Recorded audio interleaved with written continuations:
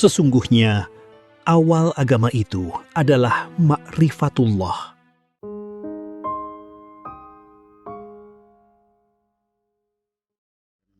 Ada yang dari Jember, dari Pak Rudi Hartono.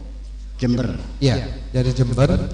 Kemudian yang berikutnya ada dari Ibu Nur Hayati di Cirebon. Pertanyaannya mirip-mirip nih Bu ya.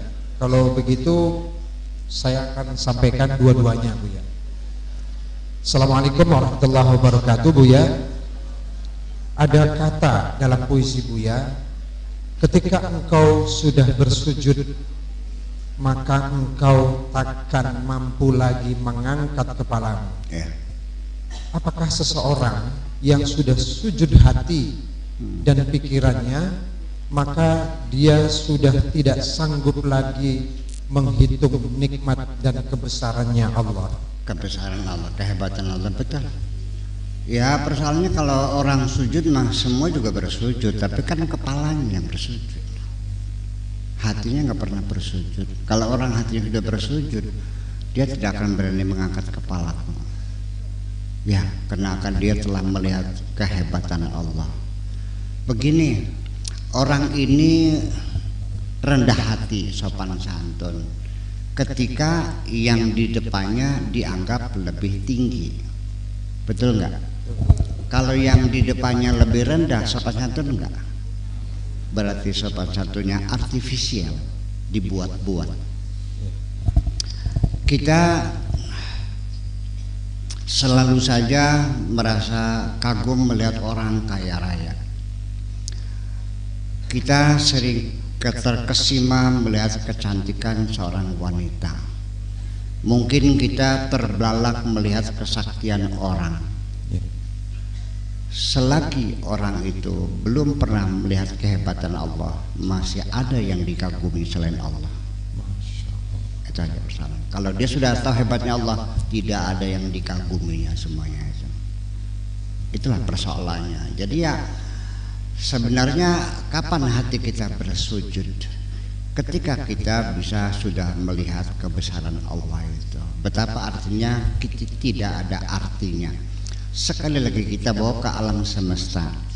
Ibu-ibu, bapak-bapak di dalam majelis taklim ini menempati satu titik terkecil di dalam bumi ini. Ketika kita keluar dari bumi, kita ke Saturnus saja, maka bumi kita hanya sebesar kelenteng. Kelenteng itu bijinya kapuk, di samping matahari yang besar sekali. Begitu kita menjauh sampai ke Neptunus, sampai ke Uranus, atau di bintang yang lain, maka matahari kita sebesar kelenteng, buminya nggak kelihatan. Begitu kita melihat di galaksi yang lain, matahari yang satu juga tidak kelihatan. Di mana dirimu itu? Masih merasa besar juga? You are nothing. Kau itu nggak ada apa-apanya, kentutnya aja nggak ada.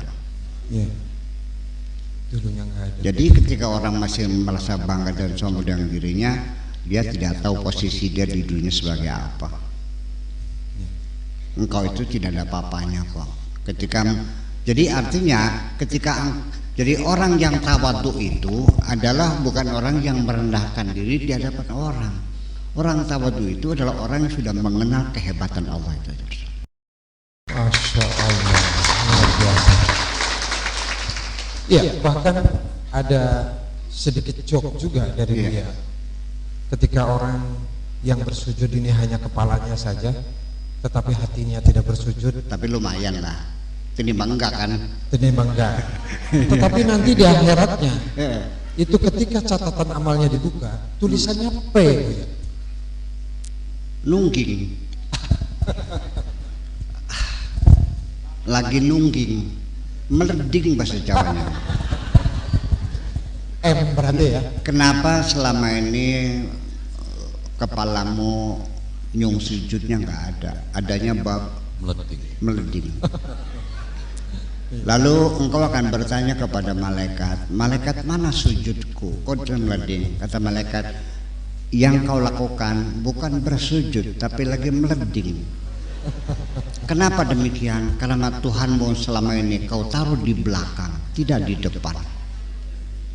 Ibu-ibu lagi sujud, kalau saya ada di depanmu, tapi kalau aku di belakangmu, lagi apa kamu? Melenting. Nah, ketika Allahnya di depan, Allah melihat kamu bersujud. Ketika Allah ditaruh di belakang, berarti kamu sedang melending.